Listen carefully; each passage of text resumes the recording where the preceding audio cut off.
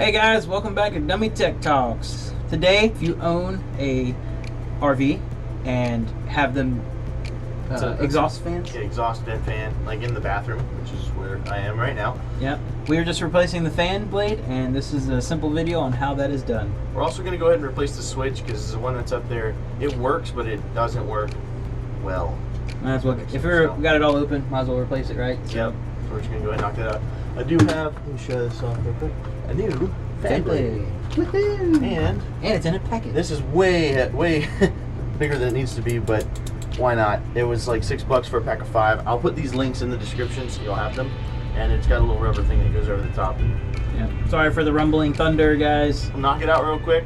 Make this a quick video. Here we go. Alright, first you're going to want to take these external screws off. A drill might be better, but you got to be careful putting them back in. You don't want to go too tight and strip out that hole. I believe there's actually one other screw I'm going to have to take off right here.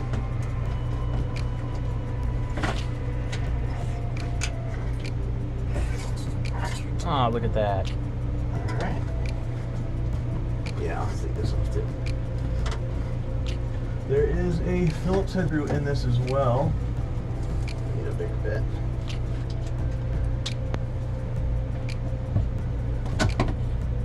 You guys can see that. Been screwing the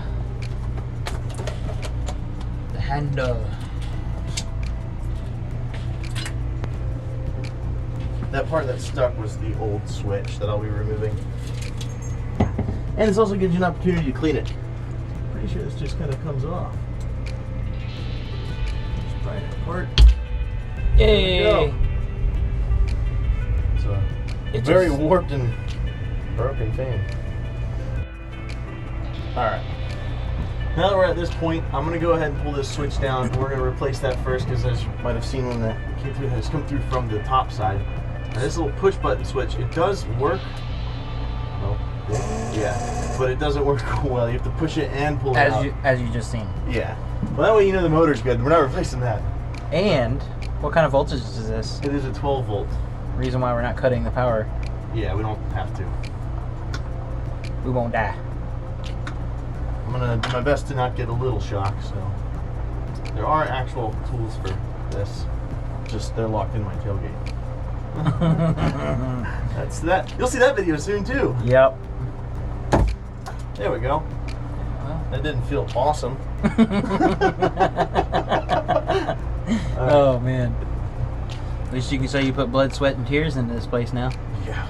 It's not something I ever thought I wanted to say.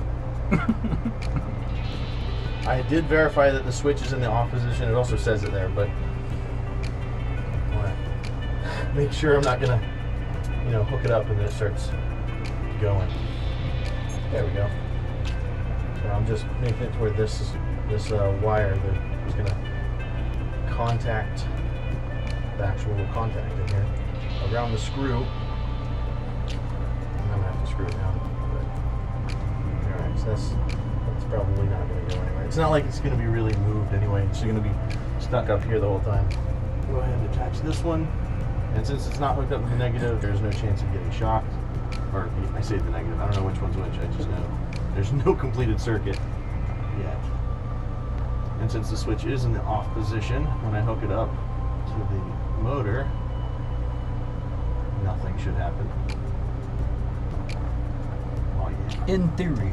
Yes, right.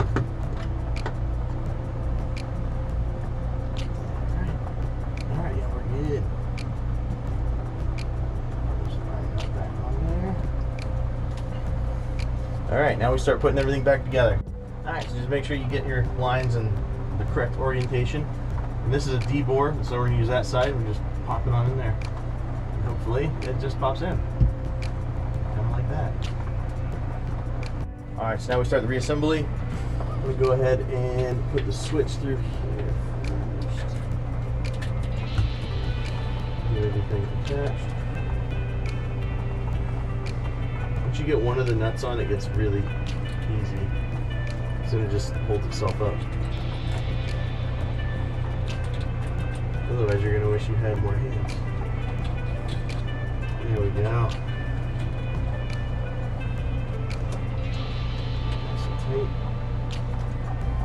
the screw. Perfect.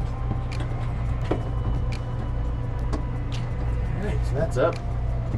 All that's left is for me to put this on there and then the 4 screws, and then we'll finish up that switch with the rest of the stuff that it came with.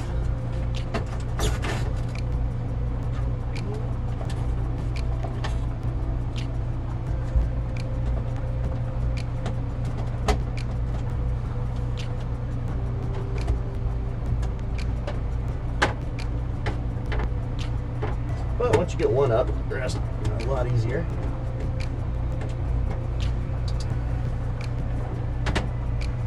We'll line up at that point.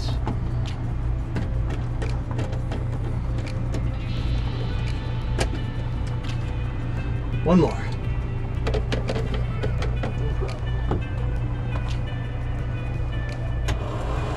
Hey, look at that. For the switch, it shows which side's on and which side's off.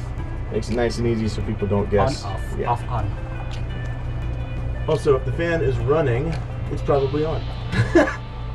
Very good point. Let's put that on. Trevor might have been right. It might have been easier to put it all on at once. Here we go. Trevor being right? No way. There we go. Finger tight should probably be enough. It's not like it's going to be moved very often, just switched on and off. Alright, the last part is this little rubber part that goes on the end of the switch here. It screws on just like everything else did. Go for it. Off. On. Again, It's alive! Oh, it probably works better if you have the actual... There we go. That's better. Perfect. Cool. Alright, well, hope you guys liked that video. Little home tip stuff there. It was a lot of fun doing that. It was our first time trying something like that, so it went pretty well. First time. All things considered, yeah. If you like that video, hit that like button. Don't forget to subscribe if you want to see other things related to really anything. We do a lot of computer stuff, car stuff, apparently RV stuff, unboxings. Next week's video will be an unboxing of a pair of headphones that I'm getting because mine are bad. See you guys next time.